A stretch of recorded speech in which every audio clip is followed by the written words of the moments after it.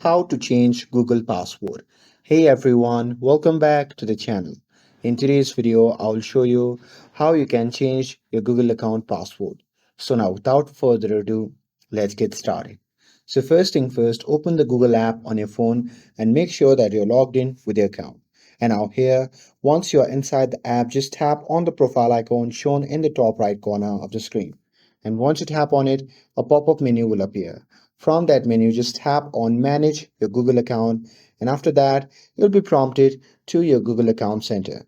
Now, here at the top, you can see several tabs. So, from here, simply tap on Personal Info, and now here, once inside the Personal Info, simply scroll down, and there you can see the option labeled as Password. So, just tap on it, and after that, you need to verify your current password. So, simply put your current password, and here once you have done that, on the next page you have to enter your password.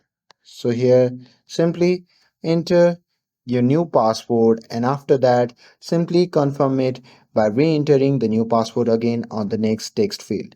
And once you're done with that, simply tap on change password, and after this your password will be successfully updated. And that's it.